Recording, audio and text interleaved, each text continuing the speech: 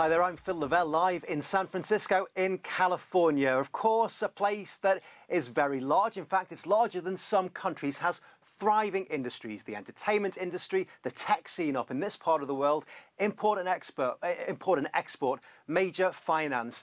And yet, for all of those workers, there appears to be an issue with housing. Apparently, this place in the midst of a housing crisis. Great weather, great beaches, great opportunities. There's lots to come to California for. But not affordable housing. In fact, California is in the midst of what's been described as an affordable housing crisis. The median price of a home here double the national cost. If you're looking to buy a place in California, don't expect much change from $500,000. In fact, to find affordability, you'll find yourself commuting a lot. It takes me about an hour and 15 minutes to drive 41 miles to work.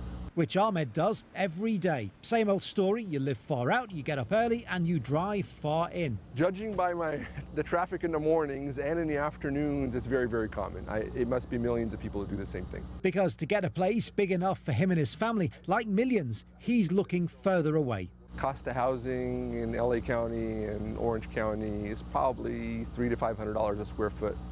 Whereas in the Inland Empire where I live, Rancho Cucamonga, to be specific, it's closer to $200 a square foot. Much more affordable housing. House prices are up 75% the length of this state. That is compared to 2012. Now, big changes being looked into by the authorities here, fixing an old problem with new rules. We've had an affordable housing problem in Los Angeles since the mid-1970s. Lawmakers considering changes that would stop communities vetoing projects they are not happy with. A lot of communities don't even want single-family homes because they would be less for lower-income folks. Recently, in south of Los Angeles, there was opposition in a neighborhood that had $800,000 homes, that $400,000 homes were going to be built.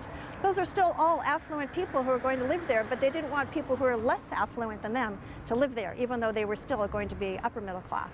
So there's all kinds of prejudice that emerges, and it is a crisis because we all need a place to live. Homelessness is on the rise, overshadowed by the construction around those living on the streets. But there are swathes of land out of town that are cheaper, which raises the question, is it fair to call it a housing crisis when there is plenty of room in land people can buy? They just don't choose to live there because it's not convenient.